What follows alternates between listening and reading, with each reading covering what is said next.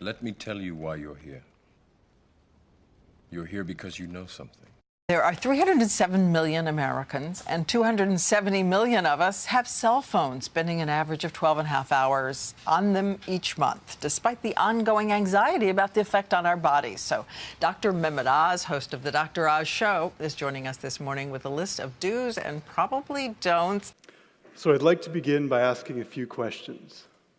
Who knows if they have a wireless smart meter on their home? Okay. And who has their smartphone in their pocket right now? Great. And who's read the fine print in your owner's manual that says that the smartphone should never be within about an inch of the body? Today I'm taking a closer look at something that's become so closely woven into our lives, it's hard to imagine what we do without it. I'm talking about our cell phones. Now, most of us take it for granted that they're safe, and that may be the case. But I've also spent the last several months investigating and talking with people who say, don't be so sure.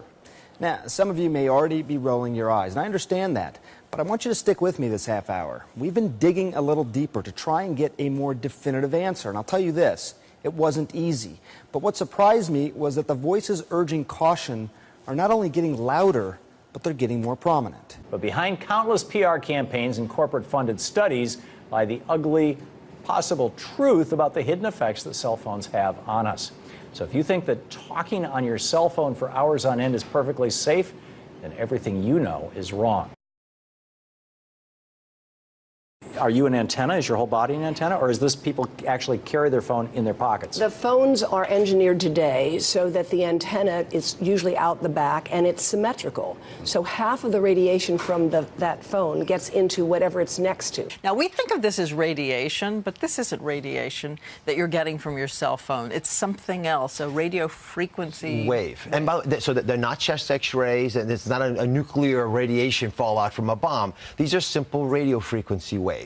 That stated, there has been some concern for a while that radio frequency waves could affect cells in the brain, especially if your skull is thin, for example, if you're a child. So if I can just show you a quick animation, I think we'll bring the science really clear. Most people think their cell phones just receive waves, but they don't. The cell phone has to send a wave out in order to find a cell tower near you. That is an important clue for us about simple things we might be able to do to prevent any changes if, in fact, they're occurring. And notice again, the waves go into your brain. They have to. That's how the device works. If we could imagine how this would look, it would actually look like this. This is an artist's rendition of what Wi-Fi in our public spaces looks like. We could actually hear what microwave radiation sounds like with a device like this. The truth is they're very valuable devices, and they are two-way microwave radios that should not be held directly next to the brain or body. And just like, don't put your hand in the microwave oven kind of thing. I mean, not that you can anyway, because they make it so you... Right, but on the other hand, a cell phone is a very weak form of microwave radiation. Now, it's not as powerful as an oven, but it has a very similar frequency, and we are, some of us, using it for thousands of minutes a month right next to our brain. And I'm particularly concerned about how we're giving it to infants and toddlers. These are the common symptoms that people start to experience. This is actually from a published paper on the health effects of wireless smart meters. It can be when they have a wireless smart meter installed, or a new Wi-Fi router, or even a cell tower placed across the street from their home. I've worked in Silicon Valley and have a master's degree in engineering. So if anyone had told me that wireless technology could have health effects, I would have thought they're crazy. So if you're thinking that right now, I can relate. But this all changed for me over the period of about 1 week. And I started to experience headaches, ringing in the ears, insomnia, and a fatigue and brain fog that I'd never experienced before. And I shared this with a colleague at work, and she said, you know, the exact same thing happened to her husband when a wireless smart meter was installed in their residents have actually stopped it for now, but most churches and most schools now have cell towers on them. And so it exposes the people around them and, of course, the students who go to those schools. This is a cell tower in San Francisco. That brown thimble on top of the telephone pole is a cell tower. And these are being placed every couple blocks. So you could have an amazing home, and then one week, a company can come and put a cell tower right outside your window. But I really think that brain cancer is the wrong question. We've got to stop asking about it, and we've got to start looking at the effects that we see on learning, on the nervous system, on some people who are very sensitive to this radiation and find it really incapacitating for long. A lot of people now are experiencing tinnitus, headaches, and even spells of dizziness that they can't fully understand. And it may turn out that these exposures are having effects on the nervous system that we don't really well understand. From this non-ionizing radiation. Absolutely. It is non-ionizing, but it's quite dangerous. If you've ever put a cell phone to your ear, you should listen to what neurosurgeon Dr. Keith Black has to say. There's no way to say that cell phone use is safe. I think that the public has a right to know that there could be a potential risk. The public generally assumes that if one is selling something on the market, that we have had assurances that that device is safe. To be clear, Dr. Black's message is at odds with headlines from the largest international study on cell phones and cancer. Their conclusion, little or no evidence cell phones are associated with brain tumors. But if you look just one layer deeper into the appendix of that same study, and you'll see something unsettling. Turns out participants in the study who used a cell phone for 10 years or more had doubled the rate of brain glioma, a type of tumor. And keep in mind, cell phone use in the United States has only been popular for around 15 years. Back in 1996, there were 34 million cell phone users. Today, nearly 300 million in use, according to industry figures. Environmental factors take decades to see their effect, not a few years. So if it may take decades to get a clearer answer, what can we say about cell phone safety now? Scientists here in San Jose, California, are trying to answer that very question. So one of the things we have to do first is literally put the brain inside the head. Exactly. So it's very light now. The FCC requires all cell phones emit below 1.6 watts per kilogram of radiation. Now let's put some brain to it. In order to test for that, scientists here try and mimic the human brain with salt, sugar, and water. Let me show you precisely how they do this test. This is a model. This is supposed to approximate the human skull, an adult male. This is my phone that we've actually attached there. It's connected at the angle that most people would speak with. And inside over here, very important, this bubbly liquid inside, that's what represents liquid brain. What's going to happen is the phone is making a call. After a period of time, this device is going to come over here and start to measure radiation at all sorts of different points in the brain. After that, they're going to take all of those numbers, basically put it on a computer screen, and tell us where the hot spots are and just how high the levels got. My cell phone measured within FCC limits, but the whole process was, well, surprisingly low tech. And what about different size skulls or children? In children, their skull is thinner, their scalp is thinner, so the microwave radiation can penetrate deeper into the brain of children and young adults. And their cells are dividing at a much faster rate, so the impact of the microwave radiation can be much larger. But there have been no studies on children in cell phone safety. And here's something else that might surprise you. The cell manufacturers themselves actually advise against putting the cell phone right next to your head or really anywhere in your body. Take a look, for example, with the iPhone 4. The safety instructions specifically say when using the iPhone near your body for voice calls, keep it at least 15 millimeters or 5/8 of an inch away from your body. And what if you're a BlackBerry user specifically? They also have safety guidelines. In this case, they say keep it 0.98 inches or 25 millimeters from your body, meaning your head or really even your pocket. That parents are going to face with their children when they're born. And if you think of a single parent, a mother, who has a genetically deformed child, that particular mother will feel guilty because she gave birth. She will feel guilty and she will be worried every single second of every single day for her life. She will worry that the child won't marry. If the child can marry, she'll worry that the children will carry the disease, which they will. She will worry when she dies who will take care of them. So you are condemning both the family and the children to a lifetime of absolute hell. And this is already published. It is available to look up. It's what I call intentional ignorance. They are offered some sort of incentive and they think, oh, this is going to be good, we'll have it. Now the problem is, imagine you are a 15-year-old schoolgirl. All of the 400,000 eggs in your ovaries were with you at birth. They're not fully developed, but they're with you. They are 10 times more susceptible to radiation than all of the other DNA in the body. And scientists don't realize that. They don't read all of the papers as I do. So you have this highly susceptible genetic material which is going to make your children. And you are irradiating it because Wi-Fis, they are transmitters as well as the routers, as well as the ones either side of you. They are all transmitting at this height through your ovaries. So you are risking the damage, the DNA damage of your child every time you sit down and you use Wi-Fi. And it's like saying, if I smoke a cigarette, which one will cause the damage? The answer is I don't know. It could be the one today.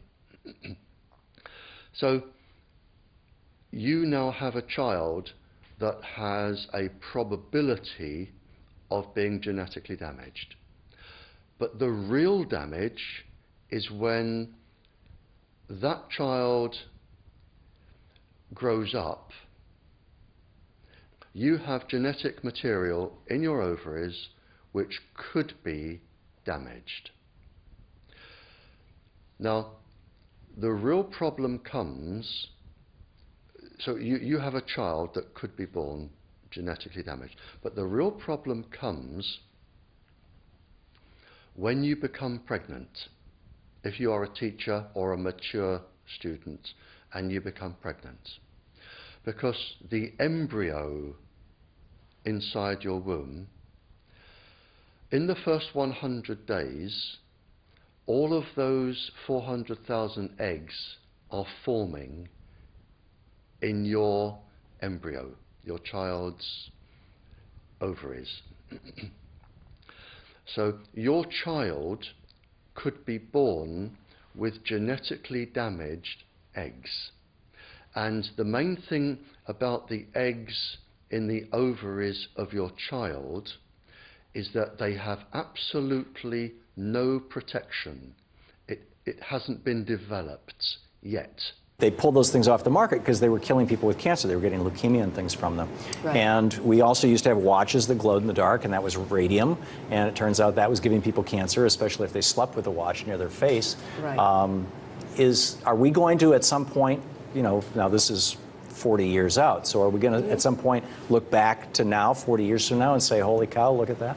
That's a very good question. And the answer is, the reason I set up Environmental Health Trust is so that we don't have to wait 40 years for the kind of proof that we now have about ionizing radiation, which was what was in those shoes and which was on that radiant dial. Sure. What we know now is that people who use cell phones heavily for 10 years or more have doubled or greater the risk of brain cancer in most well-controlled studies. Now, in fact, cancer is not the main concern that I have. I'm really concerned about sperm count and about effects on pregnancy. I just got back from a conference in Turkey and Greece where we heard new studies showing that prenatal exposure to animals results in offspring that have smaller brains and more hyperactivity. Wow. Especially when it comes to children, because they're going to be affected by this their entire lives. When my 8-month-old grandson showed that he was really smart with a phone, I began to get curious about what we knew about cell phones. And what I found really concerned me. I learned that other countries, namely Israel and England, had already issued warnings that children should not even use cell phones. Then I began to do research on this about 7 years ago. The brain of a child absorbs twice as much radiation as an adult. Dr. Joel Moskowitz of UC Berkeley says even though they're just mice and rats, it's significant. They almost always use mice and rats because they predict very well the effects on humans. The two types of tumors that were most commonly seen in the male rats are also the two types of tumors that we're seeing increased incidence in controlled studies of humans. Well, I joined the Royal Navy in 1960, and I specialised in microwave warfare. Radar, obviously, which uses microwave, but they don't just teach you radar, they teach you all about microwaves and other uses. So I understood about microwave warfare and how it can damage people, how it can harm people. And that's really got me interested from that point, because I thought, well, how can microwaves going into your brain make you make a mistake? And I asked a lot of questions. I have a very curious brain. And the forces, they're very good at explaining things and telling you things. So I did that, and I also did a medical course while I was in to help me understand everything. And when I left, a small part of my job was to question captured agents, spies, terrorists, because microwaves then were used as weapons, as they are today. It is a perfect stealth weapon. And when governments don't like a group of people, for instance, the ladies who protest at Greenham Common in England about the American missile base they camped, they were microwaved. We microwaved Catholics in Northern Ireland to make them sick. It goes on all over the world. And it's a weapon that you don't know you're being targeted, because the dose is very, very low, which is actually more dangerous than a high dose. It's very, very low, and it may take a year or two, but you can cause neurological damage and cancers. Dr. Keith Black has been talking about this longer than many, but the voices joining him are becoming louder and more prominent. The city of San Francisco pushed for radiation warning labels on cell phones. The head of a prominent cancer research institute sent a memo to all employees urging them to limit cell phone use because of possible risk of cancer. And the European Environmental Agency has pushed for more studies, saying cell phones could be as big a public health risk as smoking, asbestos, and leaded gasoline. The type of radiation coming out of your cell phone is called non-ionizing. It's not like an X-ray, but more like a very low-powered microwave oven. What microwave radiation does, in the most simplistic term, is very similar to what happens to your food when you put your food in a microwave oven.